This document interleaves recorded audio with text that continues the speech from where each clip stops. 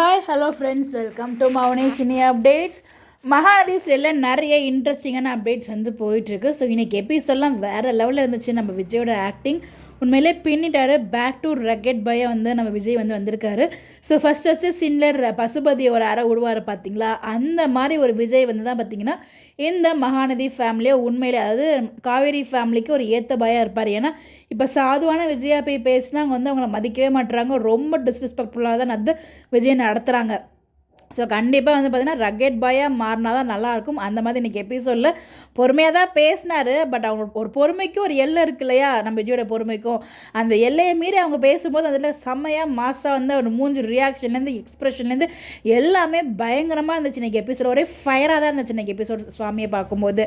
So இந்த இடத்துல வந்து பார்த்திங்கன்னா இந்த ப்ரொமோவில் பார்த்துச்சுன்னு எனக்கு தெரிஞ்சு வந்து பார்த்திங்கன்னா ஃப்ரைடே தான் டெலிகாஸ்ட் பண்ணுவாங்க என்னோட கேஸ் படி. ஏன்னா வந்து நம்ம எடிட்டர் ஒருத்தவங்க வந்து ஷேர் பண்ணியிருந்தாங்க, எம்என் எடிட்டர். அவங்க வந்து ஒரு பிக்கை ஷேர் பண்ணி, அதாவது ப்ரொமோவில் வந்து ஒரு பிக்கை தான் ஷேர் பண்ணாங்க. அந்த சாவி கொடுக்க போவாங்களே அந்த பிக்கை ஷேர் பண்ணி ஒரு பேக்ரவுண்டில் மியூசிக் வந்து போட்டிருந்தாங்க.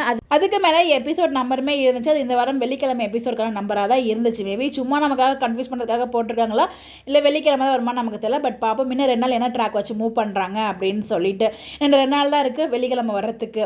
அதுக்கப்புறம் வந்து பார்த்தீங்கன்னா லைவ்ல வந்து நிறைய விஷயங்கள் சொல்லியிருப்பாங்க.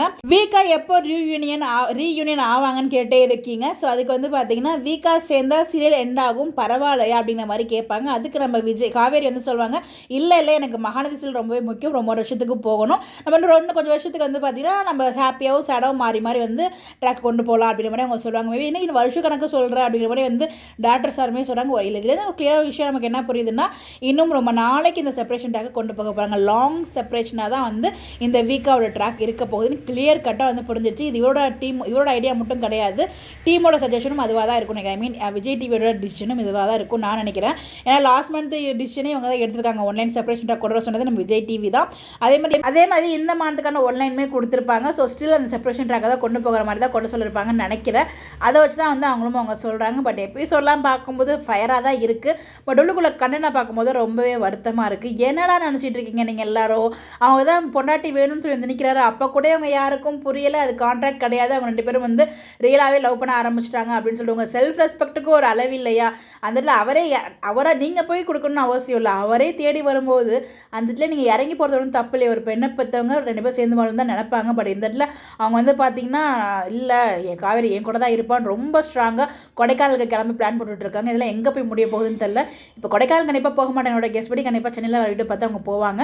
அவங்க இன்னையோட காஸ்டியூமை சேஞ்ச் பண்ணி தான் வந்து பார்த்தீங்கன்னா சாவி கொடுக்க போகும்போது வேறு காஸ்டியூம் தான் இருக்குது. மேபி இன்றைக்கே போகிறாங்களா இல்லை நெக்ஸ்ட் டே போகிறாங்களா வெயிட் பண்ணி தான் பார்க்குறோம். பட் நீங்கள் ஓவரால் எபிசோட் பார்க்கும்போது ஃபயராக இருந்துச்சு. பட் ஆனால் கண்டென்ட் ரொம்ப ட்ராக் பண்ணுற மாதிரி எனக்கு ஃபீல் ஆகுது. பட் பார்ப்போம் எனக்கு சொல்லிட்டு ஒரு கருத்துக்கள் மறக்காமல் கமெண்ட்டில் ஷேர் பண்ணுங்கள். Bye bye.